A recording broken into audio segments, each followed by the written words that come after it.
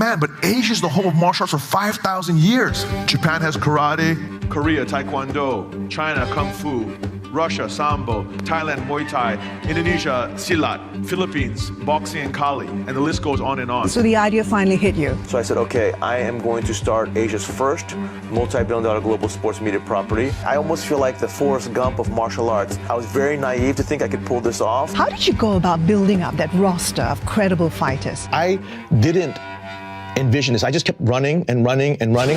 So I literally went to the States and got US Olympians to come over to Singapore.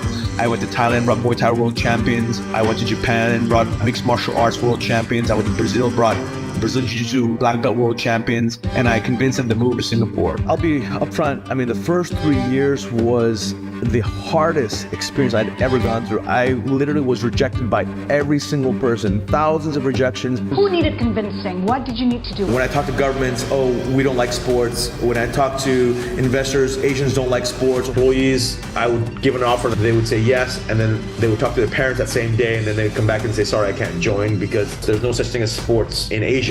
Failure after failure after failure, rejection after rejection after rejection. Chatri, you're stupid. Chatri, you're crazy. Chatri, you'll never succeed. So the first 3 years was literally like losing tons of money, my own money and my friends' money. At the end of the third year, I called my mom and I was literally gonna quit. How close do you think you were to actually quitting? No, that day, if my mom had used the wrong words with me, I think I would have quit. Really? But a mom knows best. It was a very short call. She said, Chatri, why don't you just quit then? And then after that, we hung up and I started thinking about, why don't I just quit? And then I just go back to the original plan of why did I even start this company? And then just my fire just raged huge. There's no way I'm gonna quit. Really? This is my greatest passion in life. What is my mom talking about? Being intrinsic, listening to your soul, listening to your heart, not what your mom tells you, not what your dad, not what your husband, not what your boyfriend, not what your girlfriend, not what your wife tells you, not what society tells you to do.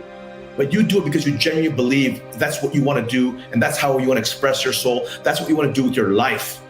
At the end of the day, we all leave this beautiful earth. What do you want to do with your life? I don't care if everyone tells me it's impossible. I don't care if the world shuts me down. You know, one championship is not a startup to me. This is my life. So how did you turn it around? As Charles Darwin said it best, it's not the strongest or the smartest that survive.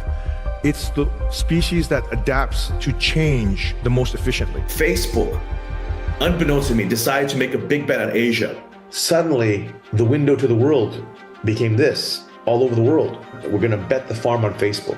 We started putting videos on Facebook and went viral. And our fan base exploded around the world. And then literally our video views in 2014 went from 300,000 for the whole year to 5 billion. Wow. In the next few years. 300,000 to 5 billion. I would take the stats and go to the TV broadcasters and go, hey, Mr. Broadcaster, take a look.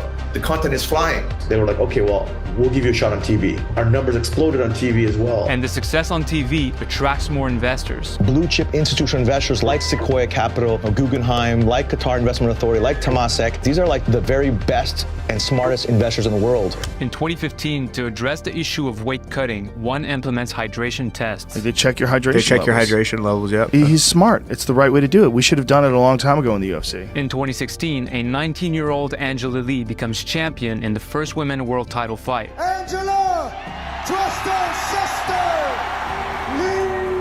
Lee. A year later, One puts on the first submission grappling fight, followed in 2018 by the first Muay Thai and kickboxing fights.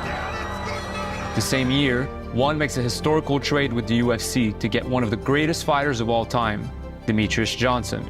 To the general surprise, he ends up getting knocked out for the first time in his career against Adriano Moraes. And then there's one more deal that opened the gate to the American market. And you signed a deal with Amazon recently. It's the most important deal in the history of the company. We're now Asia's largest billion-dollar global sports property. When I look at where we are as a business and where I want to go, we're still just scratching the surface.